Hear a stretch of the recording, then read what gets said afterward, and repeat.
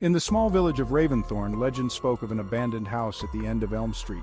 It was said that the house was cursed, with no one daring to enter for years.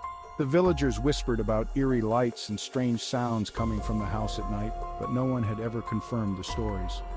One cold autumn evening, a curious young woman named Clara decided to investigate.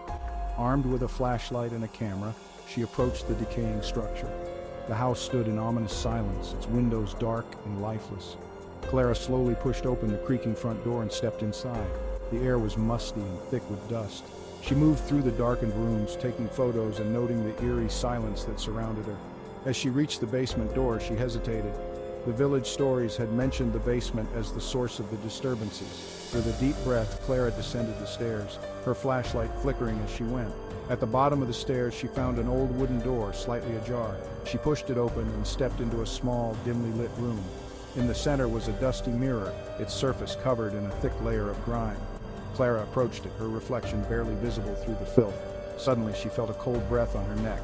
She spun around, but the room was empty. The flashlight flickered violently, casting erratic shadows. Clara turned back to the mirror and gasped. Her reflection was still, but a dark figure was moving behind her in the dim light. She spun around again, heart pounding, but saw nothing. When she turned back to the mirror, the dark figure was now right behind her, its face a twisted mask of malice. Clara screamed and stumbled backwards, falling to the floor. In a panic, she scrambled to the stairs, but the basement door slammed shut with a deafening bang. The room was plunged into darkness. Clara's flashlight died, leaving her in complete blackness. The sound of breathing grew closer, more intense, until it filled the room. Desperate, Clara pounded on the door, but no one came. The breathing stopped, replaced by an unsettling silence. Just as she felt a cold hand grasp her shoulder, the door creaked open. Clara burst out of the basement, fleeing the house and never looking back. She never spoke of what happened in that basement.